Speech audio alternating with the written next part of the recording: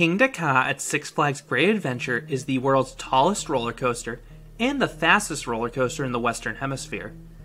This record-breaking coaster stands a whopping 456 feet or 139 meters tall, and it launches riders from 0 to 128 miles per hour or 206 kilometers per hour in just 3.5 seconds. And this coaster is an absolute adrenaline rush. Built by Intamin, Kingda Ka is an accelerator coaster with one of the company's powerful hydraulic launches. Hydraulic launches have eye-popping accelerations and are revered for their intensity.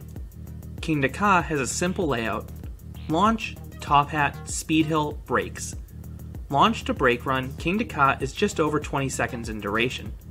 But those 20 seconds are among the most memorable of any roller coaster. Now, Kingda Ka is often compared to Cedar Point's Top Thrill Dragster, and for good reason. Kingda Ka was essentially Six Flags one-upping Top Thrill Dragster. Top Thrill Dragster was built by Intamin and it opened in 2003 as the original strata-coaster. A strata-coaster is a roller coaster over 400 feet or 122 meters in height. Top Thrill Dragster broke the height and speed records when it opened. The coaster stood 420 feet or 128 meters tall, and it accelerated riders from 0 to 120 miles per hour or 193 kilometers per hour in 4 seconds. A few months after Dragster opened, Six Flags Great Adventure announced Kingda Ka in December of 2003. The coaster was a near clone of Top Thrill Dragster, except it was a little bit faster, a little bit taller, and it added a speed hill after the top hat. But the most important thing was that it would steal the height and speed record from Cedar Point. Kingda Ka opened in 2005 as part of a brand new Golden Kingdom area. This area is heavily wooded and it makes you feel deep within the jungle. But off in the distance you see this hulking green monster rising towards the clouds. Over the years, Kingda Ka has seen quite a few changes, most of which people would consider negative. Kingda Ka's original queue line crossed under the ride's launch track and staged people on the coaster's infield. But after a damaging cable snap, this queue line was closed off. The new queue line became the ride's original overflow queue, just extended. The old observation platform adjacent to the launch track was also closed off after this cable snap. And that was really unfortunate since Kingda Ka's launch is a spectacle to watch off-ride.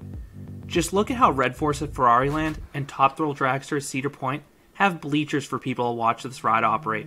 The launch is that exciting. Mandatory lockers were also added to Kingda Ka in 2017. All loose articles must be stored in these lockers. Phones, keys, wallets. They cost $1 for 2 hours, so has essentially turned Kingda Ka into an upcharge attraction. This is the same policy that Great Adventure uses on El Toro, Zoom and Jarrow, and Joker.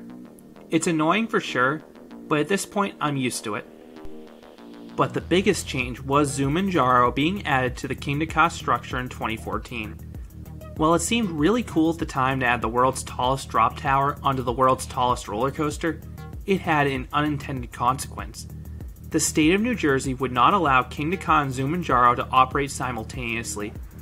As a result, Kingda Ka is unable to launch while Zoom and Jarrow is performing a ride cycle, or vice versa.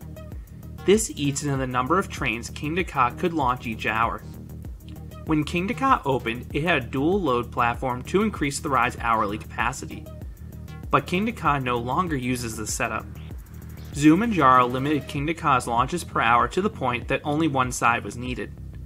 Not only that, but it was more economical for Six Flags to use one side since it reduced the number of staff they needed. However, this reduced capacity does have a silver lining. Kingda Ka is less prone to breakdowns now. The ride will still break down daily, but the breakdowns are less frequent since there's less chances for something to go wrong when you launch less trains. In general, Kingda Ka has better uptime than Top Thrill Dragster, especially since it doesn't have to cope with the frequent wind closures brought on by the peninsula. Beyond the small daily breakdowns, Kingda Ka has had several major issues over the years. The ride has suffered from cable snaps, it has been struck by lightning, it has been damaged in a hurricane, and it has had a bolt failure that damaged the cable, brake fins, and trains. The hydraulic launch coasters in general have really poor reliabilities, and this is one of the main reasons a new hydraulic launch coaster has not been built since Formula Rossa at Ferrari World in 2010. Over the past decade, Intamin has instead been using their LSMs for their large launch coasters. The best example of this is Red Force at Ferrariland in Spain. This coaster is a smaller version of Kingda Ka, standing 367 feet tall or 112 meters tall. But the most notable change is the weakened acceleration. Red Force launches riders from 0 to 112 miles per hour or 0 to 180 kilometers per hour in 5 seconds. The launches on Dragster and Ka are considerably stronger, and while Red Force doesn't have the same initial yank as Dragster or Ka, the final acceleration does feel just as impressive and exhilarating. Plus, the LSM coasters are far more reliable, so ultimately I'd say that's a win. The one downside for enthusiasts though is that you're far less likely to get one of those coveted rollbacks. In terms of seat selection, wait for the front. I don't care if it's an extra 4 to 5 trains, it is worth it. There's nothing quite like staring down that top hat in the front row and feeling the ride's raw power as your face is power blasted by the wind. Plus, it is the smoothest row in the ride by far. And whatever you do, avoid the very back row. The very back on Kingda Ka is very shaky. All rows in between the front and back have some degree of shaking at the end of the launch track and on the pullouts, but nothing like the back row. One of the biggest differences from top Thrill Dragster and Red Force is that Kingda Ka has over-the-shoulder restraints, and this is a negative. While the restraints don't cause any pain, they're far more restrictive. You don't quite get the same amount of airtime, you're less exposed to feel the ride's speed, and the restraints partially block the view atop the tower. Once dispatched, Kingda Ka slowly creeps onto the launch track, and the view of the imposing top hat directly in front of you is sure to make your palms sweat. I still remember how terrified I was the first time I rode Kingda Ka. I skipped riding a Giga Coaster and went straight to the strata-coaster after a hypercoaster. Unlike most launches on the accelerator coasters, Kingda Ka does not have a countdown. Once the brakes lower, you have roughly a 4 to 5 second delay before you find yourself rocking down that launch track. And this launch is incredible.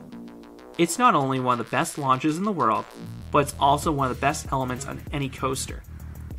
The initial yank always makes my stomach drop. This is something only the strongest launches can achieve, and I think it's partially helped by the fact that the launch in Ka has no warning, so it really catches you off guard. And the launch in Kingda Ka feels pulsed, similar to the one in Formula Rossa. Whereas Top Thrill Dragster feels like one fluid launch motion, Kingda Ka feels segmented into 2 to 3 distinct jolts of acceleration. This makes the launch feel even more intense since the acceleration is not constant. You can feel that speed in any row, but it's most impressive up front. You then rise towards the sky up the 456 foot tall top hat. And this is sort of a blur on each of my rides since I'm still shell-shocked from the launch. But the transition from the launch to the top hat pulls some serious G's. This top hat gives a decent pop of airtime at the top, regardless of where you sit. But it isn't quite as good as the airtime on Dragster or Red Force because of the aforementioned restraints. And this airtime is paired with a solid view. You don't have much time to take in the view, nor is it as impressive as the view from a top Dragster or Red Force, but it's still breathtaking to see the world from 400 plus feet in the air.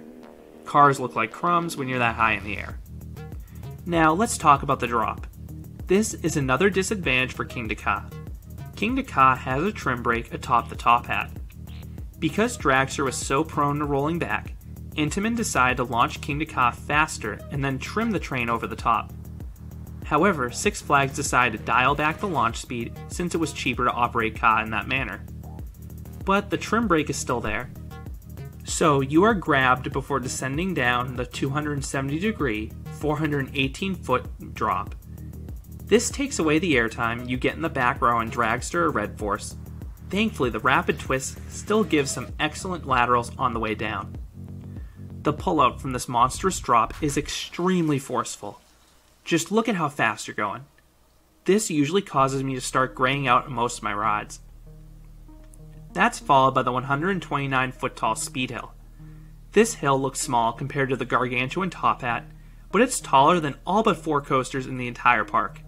And you fly over this hill.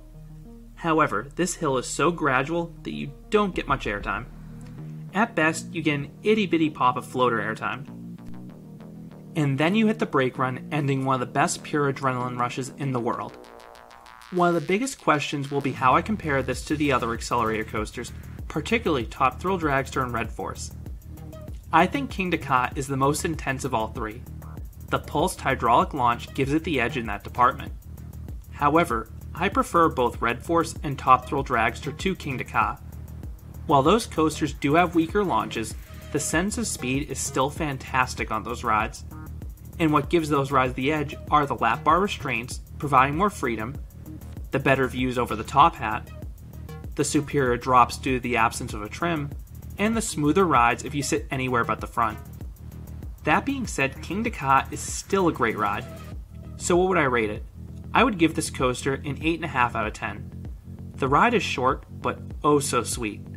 The launch alone makes the ride worth experiencing, but then you have the exhilarating ascent up and down the massive top hat on the world's tallest coaster. What are your thoughts on Kingda Ka? Are you a fan of this coaster? How do you think it compares to Top Thrill Dragster or Red Force if you've ridden all of them? I would love to hear your thoughts down in the comments. If you enjoyed this video, I'd appreciate if you gave this video a like and considered subscribing, because there'll be a lot more roller coaster and amusement park videos here at Kingda Coaster. Thanks for watching.